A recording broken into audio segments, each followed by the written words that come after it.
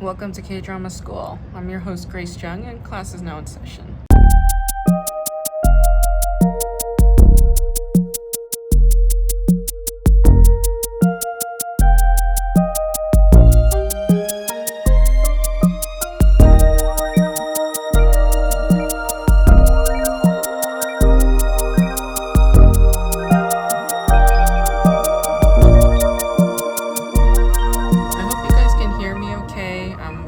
This in New York. I am sitting outside on my friend's patio. I don't know if they're home or not, or if they're asleep. I mean, it's like midnight and I just don't want to disturb anybody while I'm a guest. I will do my best. I want to make a couple announcements. I will be in Greensboro, North Carolina from Thursday, September 9th through Saturday, September 11th. So Thursday, September 9th at Thursday, September 9th at 8:30 p.m. I will be at the Idiot Box Comedy Club that's in Greensboro, North Carolina. There's a comedy festival, so I'll be doing a show there that night. And then on September 11th, Saturday, I will be doing a show at 7:30. So that is also in Greensboro, North Carolina, at the Idiot Box Comedy Club. Please feel free to join me. I would love to see you there. Today is kind of a heavy day for me. I'm recording this late Saturday night here in New York while I'm visiting friends. I got some heavy news saying that a friend of mine, a comedian friend of mine, Fu, passed away. He was a very, very funny person. He had a really big heart. He had some demons, he had some struggles. All of us have it. There's no judgment.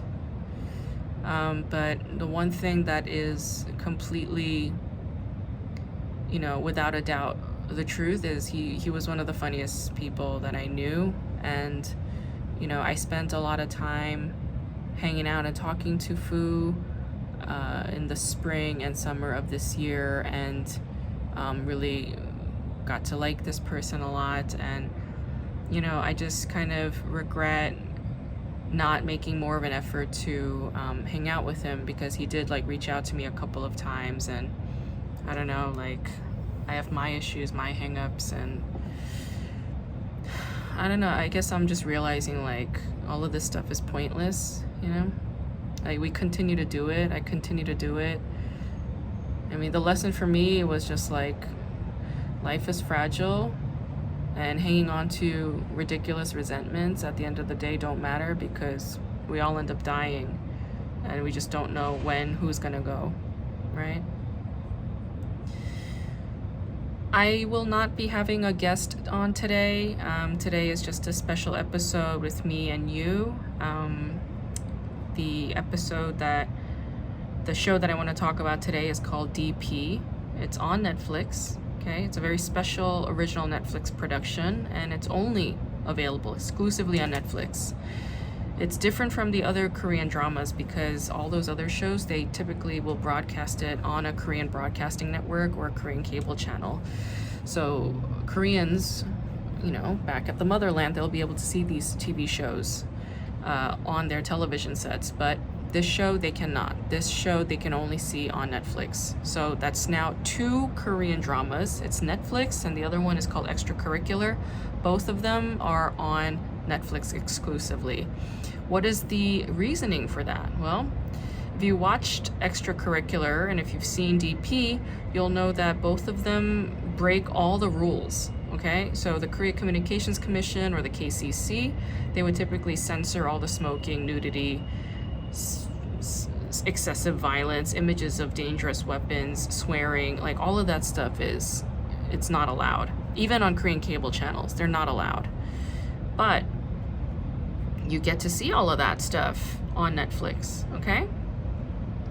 The other reason why a show like DP could never be aired in Korean television is because it's got a very sharp critique of the Korean military-industrial complex. South Korea has this military conscription service duty, which is mandatory for every single able-bodied man in South Korea to serve in the military for 18 months. But because the Korean broadcasting networks are closely intertwined with the government, any politicized messages on TV shows are typically forbidden, and they will self-censor themselves. And a lot goes into skirting anything that might be in direct critique of Korea's political system. But this show tackles it very head-on. I want to talk about DP because it's a critical television show with a very strong message of dissent, and it's directed at Korean men. And there's a kind of mobilizing intention behind it as a whole.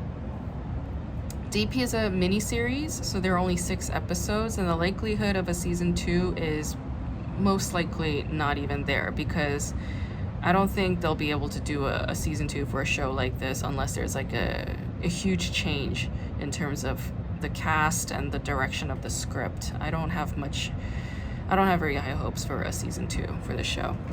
DP was originally a webtoon series. It was written by cartoonist Kim Bo-tong, and it was adapted for the small screen with director Han Jun-hee, and he is a movie writer and director. Han Jun-hee is mostly known for The Coin Locker Girl, which stars Kim Hye-soo and Kim Go-eun and Park Bo-gum.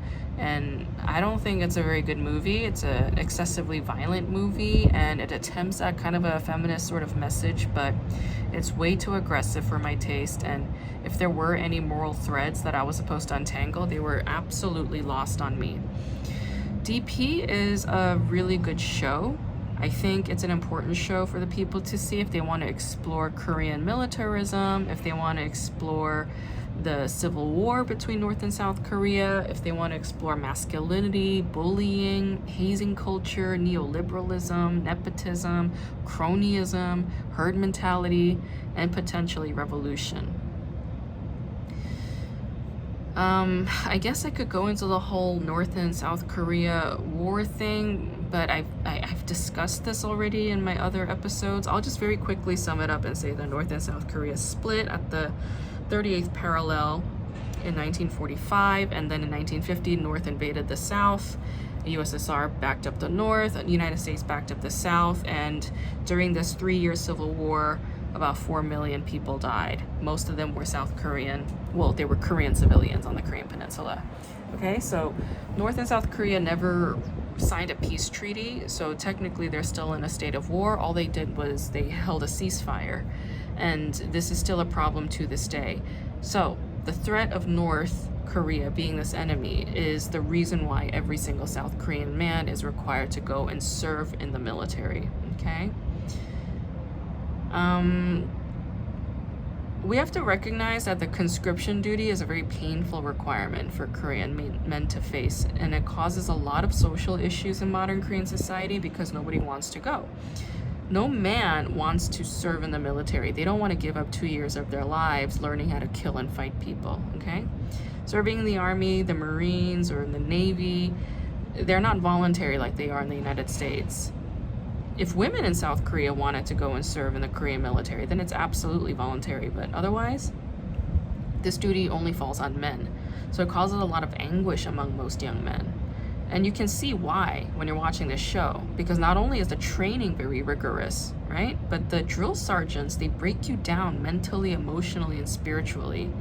And that toxic aggression starts to spread. There's this hierarchy in ranks. When the privates first get recruited, that hierarchy is severely toxic. So men at the top, okay, men who have been there longer than the privates who have recently arrived, they bully and haze the men at the bottom very, very harshly. We see that especially in the character Hwang Chang-soo. He beats his junior privates down severely, and it goes beyond just beatings. It goes into sexual assault in very sinister ways, like burning off their pubes. All right, Jung Hae-in plays the main protagonist An Jun-ho, and he's given the title DP, which stands for Deserter Pursuit, which is a unit that goes after men who deserted their duty. All right, so deserters are always punished, and they serve a prison sentence for defying the nation. It's a very heavy sentence. So look at the abuse that these men are subject to, right, in the military. But then if they were to desert this duty because of the harassment that they are suffering, Is their desertion justifiable, is the question. Or is their desertion even a desertion? Is their desertion even a crime? There's a private named Cho Seok-bong, for instance. He appears very kind and very gentle. He even tells Junho in the earlier episodes how he never wishes to mistreat his juniors when they first come in, and we see a massive change in him towards the end, right? But the helplessness that Junho feels at the sight of bullying and abuse from his superiors is similar to the trauma that Junho himself suffered when he was watching his mother get beaten by his abusive father. So Junho resents his mother a lot for not just running away and leaving her abusive husband. But he also has a really hard time forgiving himself for not protecting his mother when he was a young boy and when he helplessly looked on. In episode 4, you see Junho asking his mother, "Why don't you run away?" And this question aligns with the man's experience in his home country, right? It's similar to the way that a woman's victimhood to domestic violence is. The question of why don't you run away, right? Asking the man who's being abused while serving his country, why don't you run away, right? So there's this alignment between genders, okay? Junho is in the army learning how to protect and serve the nation, and he's gaining training, but he's also getting his ass whooped, and he's surrounded by corrupt men who have no morals and has a really hard time with dissent and defiance. I think it's in episode 2 when Junho tells Sergeant First Class Park Bum-gu that there would be no desertion if there was no conscription duty in the first place. And I think this is a very important point, right? So the show contains a meta critique of the conscription service as a problem overall. We also see how corrupt the higher ranking officers are. So Go Kyung-pyo makes a cameo appearance in episode 1 as Corporal Park Sung-woo, and he's obviously been given favors because of his father's high-powered position and the money and the wealth that he's coming from. You see how the director oversees the entire base, right? And he's completely corrupt in his position, and he's not offering promotions to the officers who deserve it, and he's not taking any responsibility for the problems that are arising at his base, okay? So the question of, well, why don't any of these victims who suffer bullying and sexual harassment ever speak up? This is not explored in the text at all right? And I think that exploration was necessary.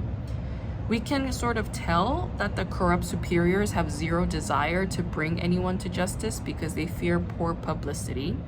And the victims themselves don't wish to mention it. They don't want to speak up because of the shame that is tied to being bullied and harassed. Nobody wants to speak up because they don't want to show weakness. So the show has a critique of masculinity as a construct. I thought this show did a really fine job at humanizing these men. The men who committed desertion did so for very legitimate reasons. They went into the military to serve, but they found themselves in positions that made their lives unbearable.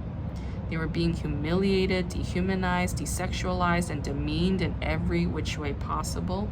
The protagonist encounters the deserters' family members and friends who offer them a more wholesome picture of who they are as individuals, right? So we see this sort of humanization.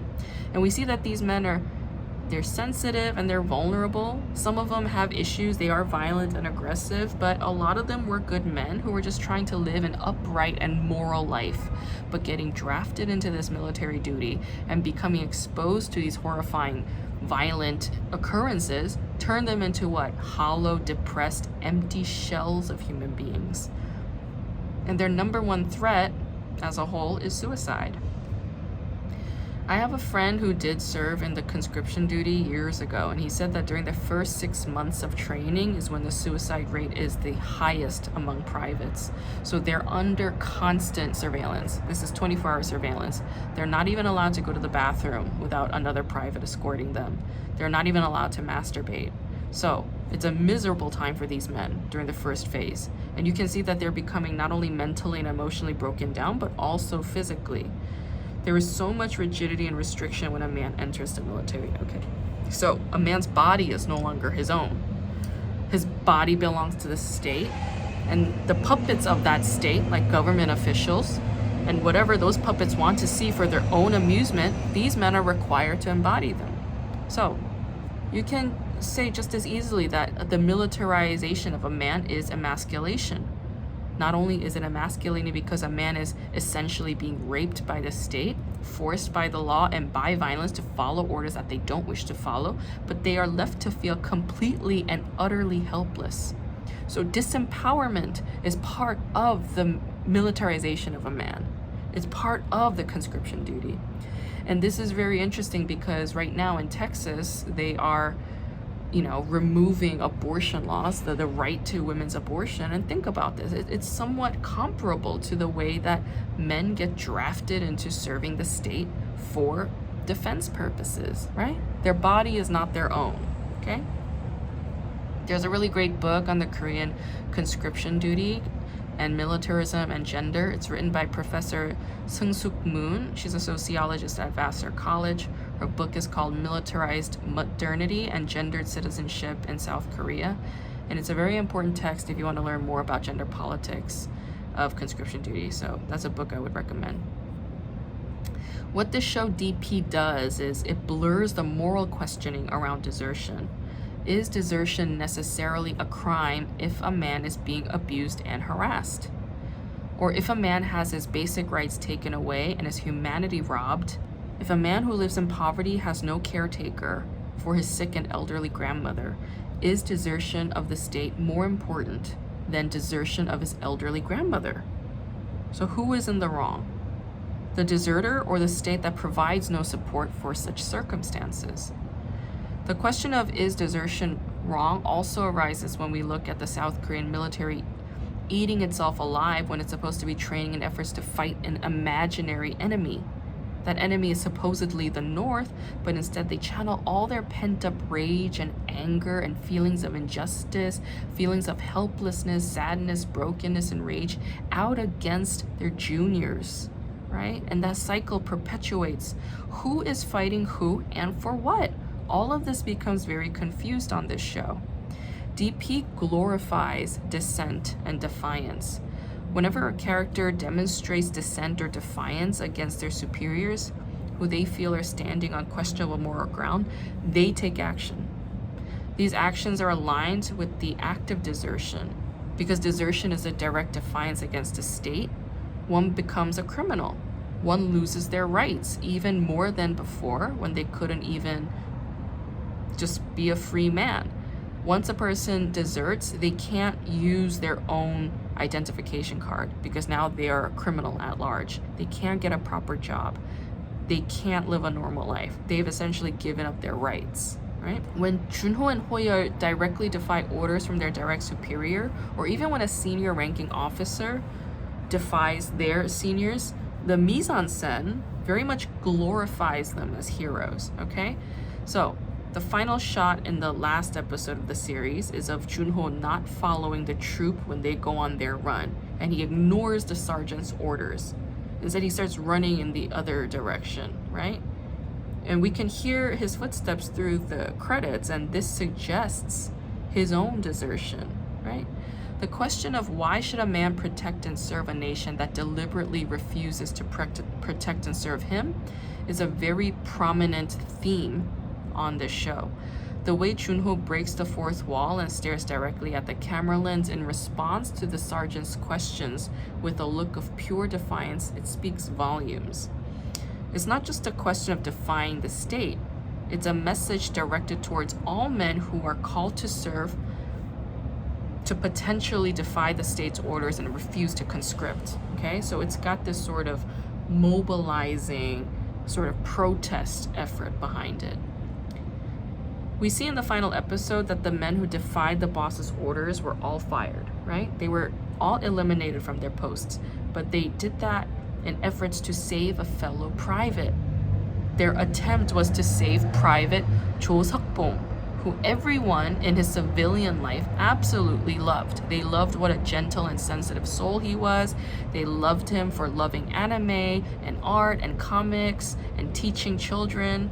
And he had this deep-seated rage in him, but it was only when he was pushed to his limit in the form of bullying, right? And we saw this when that stranger bumps into him and he sort of loses his mind.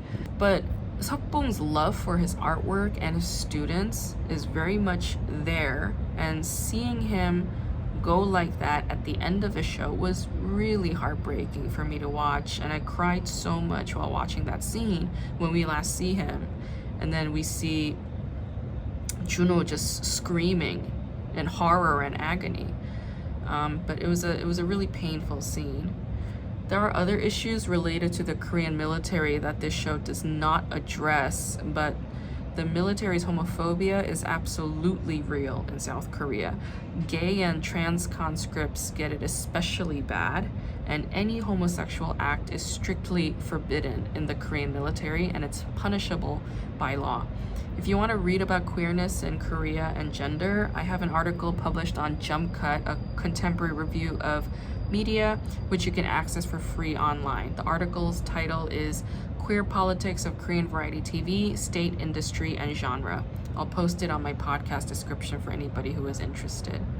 There was a trans sergeant named Byun Hee-soo who recently died, presumably due to suicide because she was dismissed from her post for having undergone a transition surgery, which the military deemed psychological unsoundness and therefore declared her as unfit to serve. So you have these issues arise because the Korean military-industrial complex is in existence and because they're just homophobic. Unfortunately, this show does not address the homophobia and the transphobia of the Korean military, and it overlooks all these queer issues related to the conscription duty, which is a gap that I do want to acknowledge. We have to understand that whenever we take action to stand up for something, there's a good chance that we might face consequences for it, okay? Like, for instance, I recall having a conversation with this straight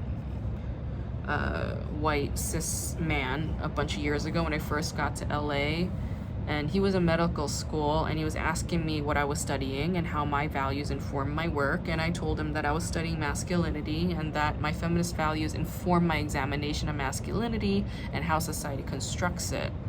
And this guy immediately started talking over me about how he thinks feminism is important and that it's, you know, cool that a woman is studying it and blah blah blah. And then I asked him if he thinks feminism is important, would he be willing to take a pay cut so that women can all get equal pay? And this guy immediately turned on me and said that my values were too idealistic and that I needed to get real, and that the reason why I think this way is because I'm not married and I don't have children. So he was insulting not only my intelligence and my values, but he was also making misogynistic comments about my marital status and my reproductive system.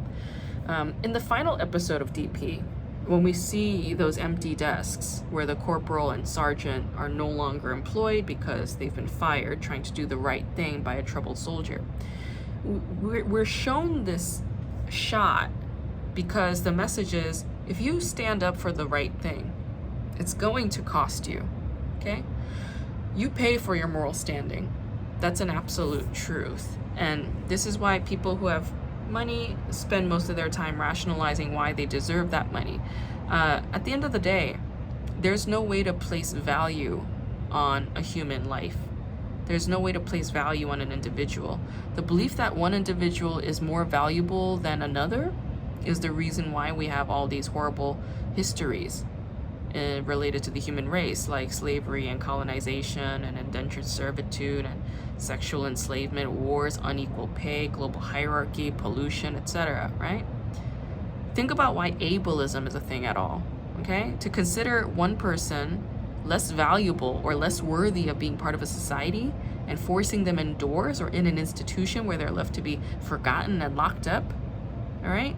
That comes from this belief that human bodies can be measured in value. Think about people like myself and other people who hold PhDs in this country, working as adjunct professors who make $20,000 or less per year while driving to multiple cities all over their state to work at multiple universities, and doing all of this without any health care, without any job stability, and without any time to do their own research, okay? Making the choice to do something good is always going to be harder because there is always more to pay when we go down that road.